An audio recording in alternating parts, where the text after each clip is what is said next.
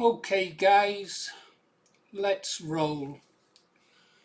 I'm going to try and do something really ambitious on this one.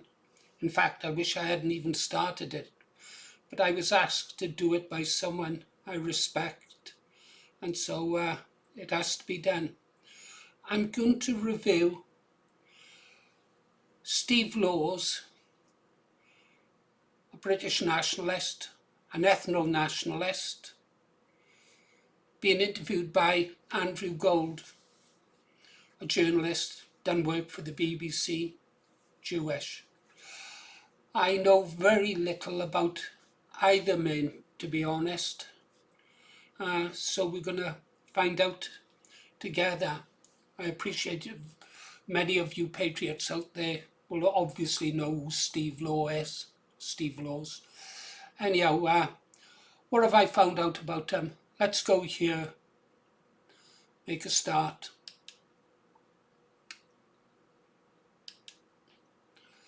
Okay.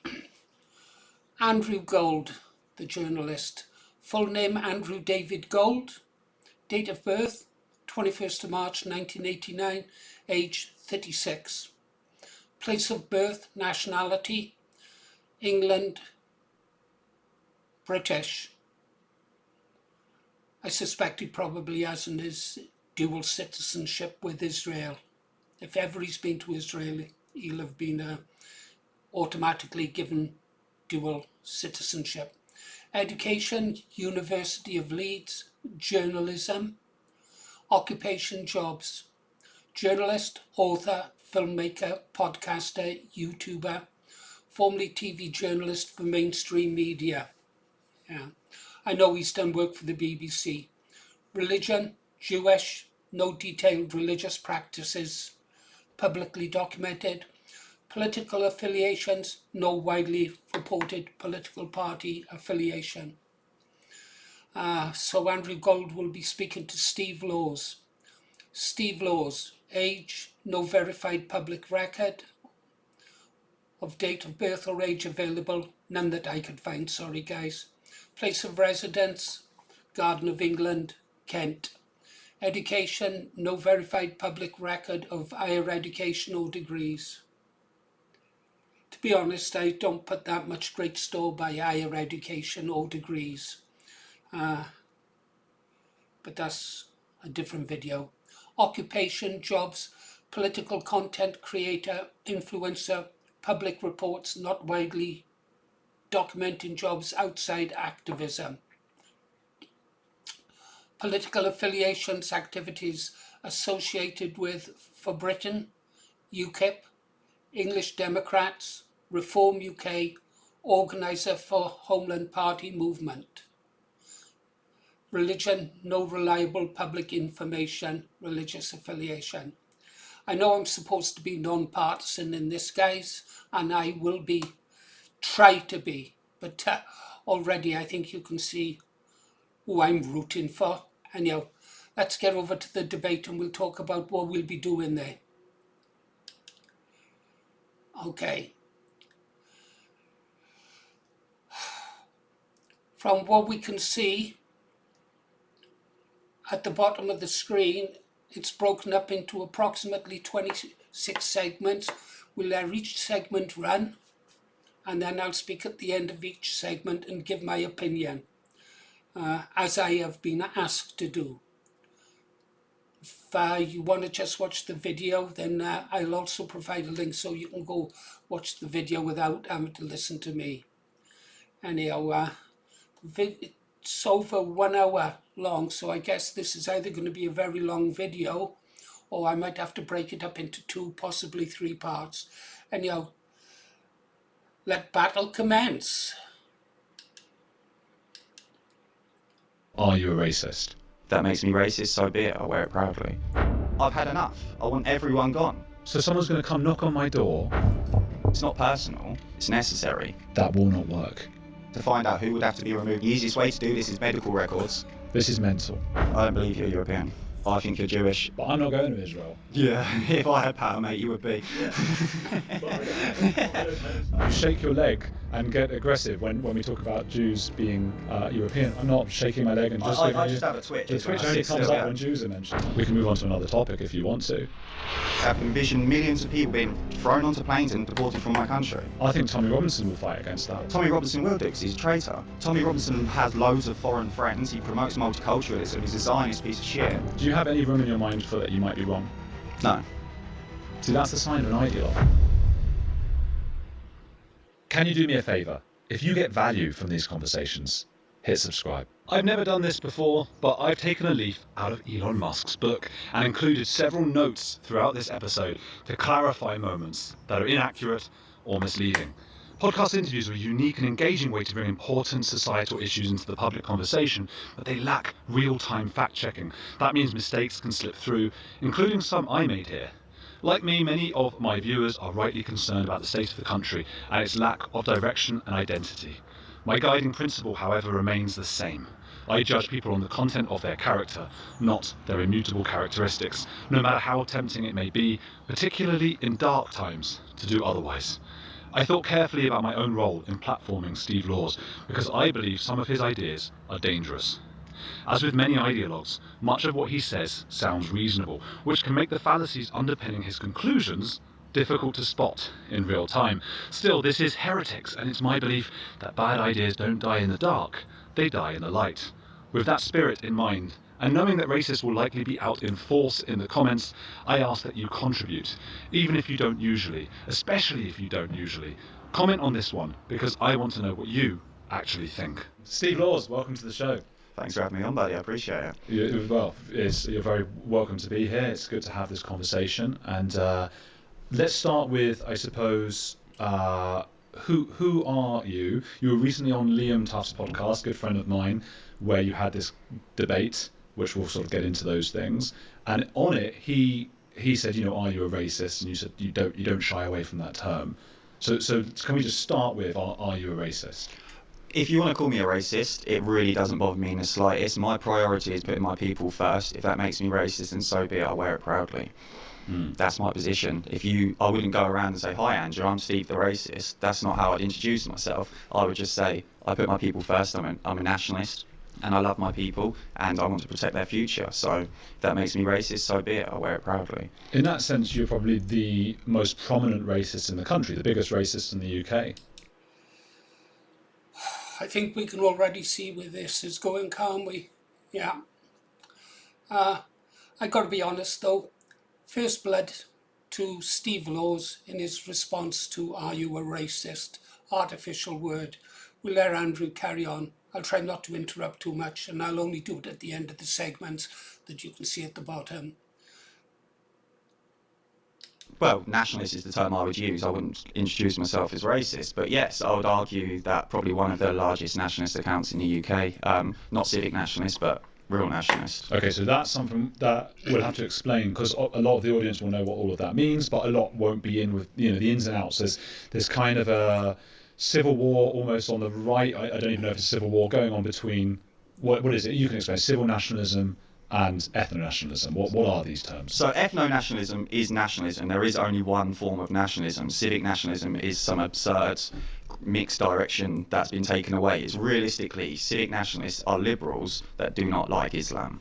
And that's pretty much their position. A lot of civic nationalists think that anyone can be British. They think that if you come over, you're born here, you're British. That's their position, and they think that's okay. Whereas a nationalist, my position is that England belongs to the English, this is our land, and we should protect our future. Our people are on the verge of becoming a demographic minority in our own homeland. That's unacceptable, and my line is total remigration. So civic, I suppose, is about the country. That's what it means. It's like it's a nationalism that just is and of itself. It's just nationalism. And then you're saying it's just nationalism, but then those who are like me would say yours is ethno-nationalism because it is dependent on one's ethnicity. But that is nationalism. It's based on a nation state which is built upon ethnicities. So on that side, yes, basically to simplify, the civic nationalist approach is about values, whereas ours is about ethnicity and people, and our blood and our people. What is an ethnicity exactly? It's not quite a race or a culture, is it? No, it's sort of in between. So an ethnic group are a distinct group of people that have been formed over a various amount of time. So the English are a distinct ethnic group, the Scottish are a distinct ethnic group, the Welsh are a distinct ethnic group, and so forth.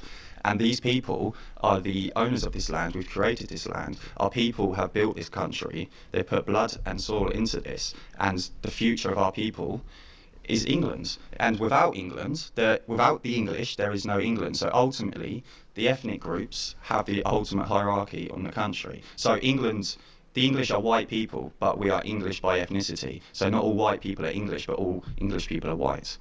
Not all white people are English, but all English people are white. Okay, I see what you're saying. Of English ethnicity, then, how do we boil that down? What do you do with kind of Saxons, Anglo-Saxons, Celts, all of those kinds of things? So this is not. Okay, first off, talking about ethno-nationalism, civic nationalism, this is only my take. And some of you will agree, some of you will disagree. I am an ethno-nationalist. In a perfect world, this country would be homogeneous, yeah? It would just be white people with only a small percentage of people from different races working in the country. Whilst obviously tourists and all kinds of people would be welcome to visit, okay?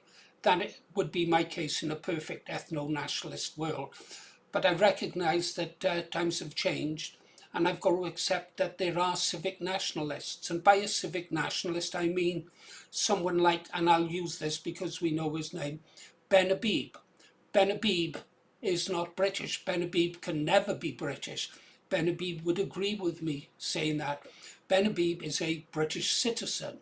Okay, now I'm going to talk also about someone like I really, really respect. Advance UK member and YouTuber, Guardian Mose. Guardian Mose is mixed race. He's not British, but he is a British citizen and he loves this country with a passion, as much as does Ben Habib. Those are civic nationalists. So I disagree with Steve a little bit there. And yeah, we move on. But that's my take on civic and ethno-nationalism. Argument that leftists would always and civic nationalists would always present to you, and they'll say, well, what about this small admixture of, let's have a look at the world map. This is the world map. This tiny little circle in the middle is where our people were formed from the Germanic sphere, and we built this land over 1,000 years. Nobody would say that the Maori are not indigenous to New Zealand, but everyone would say that the English are not indigenous to England, even though we've been in this land longer. I would say the English are indigenous to England. But overall, from a leftist argument, that's what they would say. The left would say that. Yeah. So I think that's where civic nationalists like me would have some sympathy with. It's not just about Islam. I think there's some sympathy with this idea of like, hey, come on, there's no magic soil. The people who built this incredible culture, which we've got here, the best culture in the world that we've built, were built by a bunch of people of similar ethnicities, right? But it is true that they are multiple ethnicities, right? English, we are talking about several things, and with Scottish, it's like the Scots and the Celts and the Vikings and stuff. We are a distinct ethnic group that has been built up over time. So over 1,000 years, these distinct groups that have formed together to create the ethnogenesis of the English, that's who we are as a people. To deny that and say we're various ethnic groups is ridiculous. Of course, we're distinct from the Scottish, or we're distinct from the Welsh and the Irish and so forth, but we're also very similar because we have a lot of shared history. But to say that we're not a distinct ethnic group is completely denying who the English are. And that's unacceptable. But it's a distinct ethnic group made up of several ethnicities. Yes, and that's how ethnic groups are formed over time. And they came together and did well. So it's not inconceivable. There are problems at the moment, but it's not inconceivable that other ethnicities could join this and also then become part of this greater ethnicity that builds something better. No.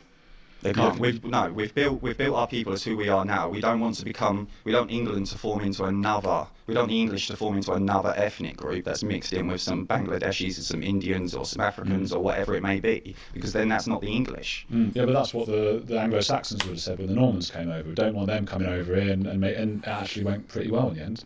Yeah, and this is over 1,000 years ago, and these times are very different to what they are now. Those were invaders. They're not welcomed in to actually replace your people and let them sit back and watch it happen and actually pay for the privilege of it as well. Well, they assimilated and they mixed and then they created this amazing culture. There were also back then from 1066 there were Jews as well. So we had Normans, Jews. But Jews were also expelled from the UK as well. Yeah, and then brought back in. Yeah, but they're still unfortunately.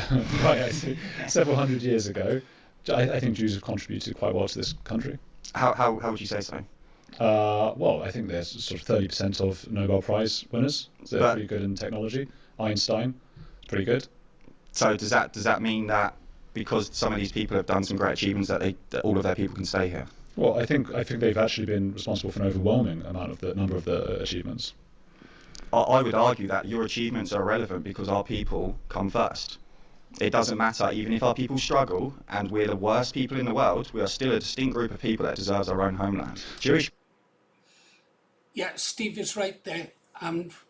Where Andrew was wrong, he says that Jewish people have brought a lot of benefit to this country. Yes, I'm sure some of them are. To be honest, some of the greatest, they've turned out some great writers over time. But they've also caused a lot of trouble, a lot of wars.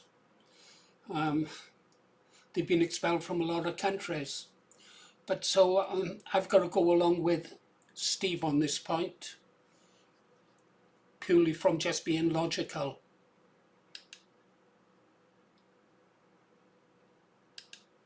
People have, despite the controversy around it, have their own homeland to return to. There is nowhere else for my people to go to. This is our final battleground. You guys have somewhere else to go. We do not. Is that where you would send me, Israel? Yeah. What if Israel didn't want me? They would take you. You've got Jewish ethnicity. What if I don't want to go to Israel? That's not really your choice, unfortunately. But if I'm in a position of power where I can control the immigration situation in the country, it's not a choice for you. Unfortunately, you may not like the outcome, but that's what I would do. Yes. And look, I think this has to be a place where people can say what they want to say. I mean, that's the whole point of Heretics. It's the whole point of YouTube. It's the whole point of all of this. Conversations that are not being had on TV. So, fair play to you for saying it. I don't want to go. I don't speak Hebrew. I don't know that culture. I've been there a couple of times to visit over the years, as many not Jewish people have as well.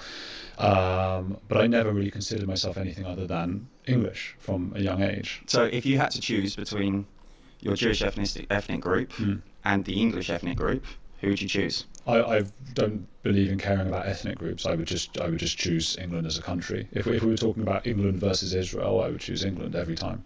So what about if all of the Jews that was in the UK started defending Israel in the UK? Would you condemn them? Yeah.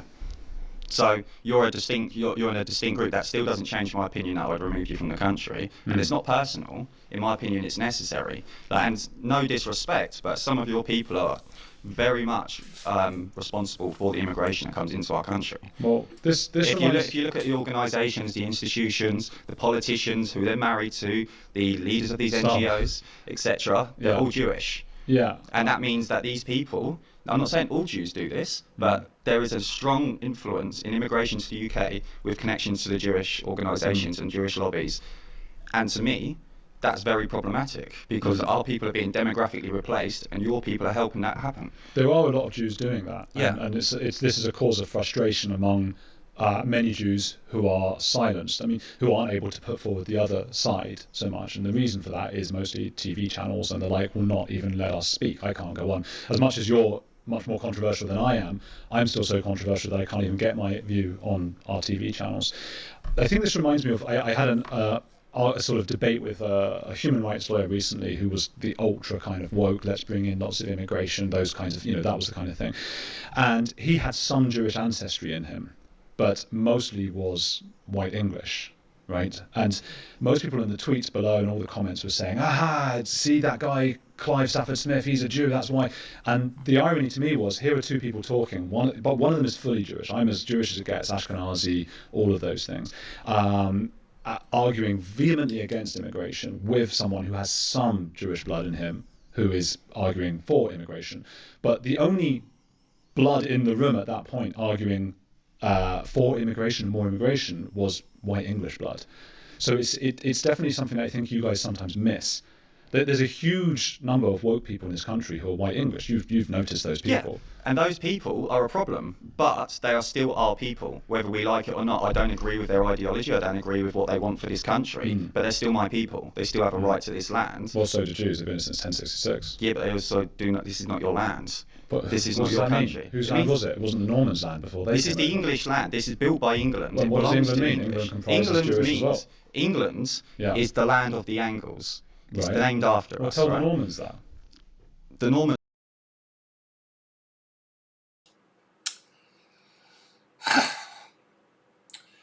Israel, always Jews.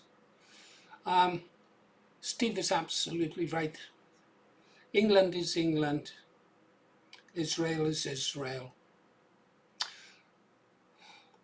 Andrew goes along with what Israel is doing. Land belongs to those who can occupy it and take it. Yeah. We move on. I'm not making myself clear.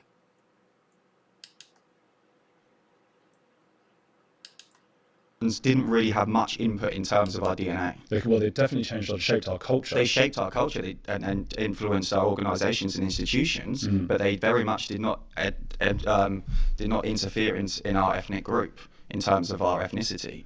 How's that possible? What does that mean? Because they're very much the elite. They're very much the elites that came over when there was the Normans, right, and so forth. But going back to your point, England belongs to the English. It doesn't matter whether you do not like that outcome. This is why, for instance, you would be in a civic nationalist position, because you've got skin in the game. Because if you lent into the ethno state sort of approach, like your homeland does, like if, for instance, Israel's allowed an ethno state, sure, it's around 78%, but they're expanding and they're making more living room for Jewish people, and the only people that really have any right in that country are Jewish people.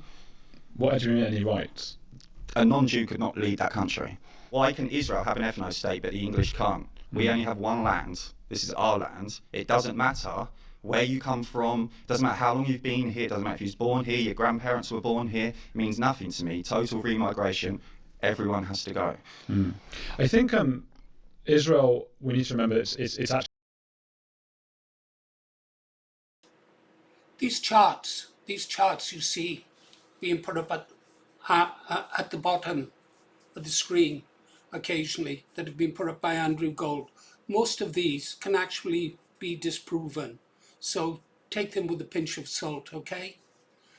So far, Steve is, I'm really impressed with the guy. I just wish both of them had made an effort and had a wash and a shave. Several ethnicities, really. I mean, when you go there, probably at least half of the people there are not white, so they're not Ashkenazi Jews. They're not the same ethnicity as me. We're talking about Ethiopian Jews, Mizrahi, Sephardi Jews. It's a Jewish state. It's a Jewish state. It's a Jewish state. Yeah, it's not an ethnic state on terms of separate Jewish ethnicities. It's a state for the Jews. It's about a culture, though, really, with Jews. Yes, if you converted to Judaism, you could go as well. It's not an easy thing to do. If I converted to Judaism tomorrow, it would not take me in. Not that I would do it. They might not take you in. No. So this is my point. It's all in favour of the Jews. Everything in that country is in favour of the Jews. And there's nothing wrong with that. You want a country that's in favour of your own people. Fine. Crack on. My problem is that it affects my country. What goes on in Israel affects my country. Why does that happen? Why should that happen? Why are my politicians in the pocket of Jewish lobby groups? Why are all of these NGOs flooding immigrants into my country? Why are we allowing this to happen? I think if you look for a pattern, you're going to see it, unfortunately. And if you see but patterns Jews exist everywhere, for a reason. Patterns exist for a reason. Well, yeah, because humans are scared. Humans are scared, so they look for patterns to find a way to fight against something. Your country and my country has been recently completely changed demographically, and it's a really scary thing. So we look for who can we blame, who can we blame this on? Look, I'm Jewish, all my family's Jewish, everyone I know is Jewish. I can tell you none of them are pro-immigration, particularly Islamic immigration, which is the majority of what we're talking about. But you're seeing a pattern in certain NGOs. I see it on Twitter all the time. Jeff Bezos and Bill Gates and Keir Starmer, all these people are Jewish, and Tony Blair and David Cameron, and they're none of them are Jewish. No, but their advisors were. Yes, the Home Secretary, like for instance the Blair era, who flooded into the country, on their cabinet, like 5 of them were Jews. Well, that's because Jews are overachievers. No, they're overrepresented. They're overrepresented in Nobel Prizes as well, as I said. And they also have the victim cards. But this should be a good thing to be overrepresented, because you've no, it's not. Why should a foreign? But it wasn't DEI policies, was it? Back then. But why should a foreign ethnic group be overrepresented in because it's not a foreign ethnic group. They've been here for over 1,000 years. No, you are a foreign ethnic group. You're not English. 1,000 years. You're not English. Been here over 1,000. I don't care if you've been here 2,000 years. It's not your land. England belongs to the English. Have you done it on my heritage test or one of those tests? Yes. Right, and what, 100% English? 98%. What's the other 2%? Irish. Right. Well, there you go. There you go.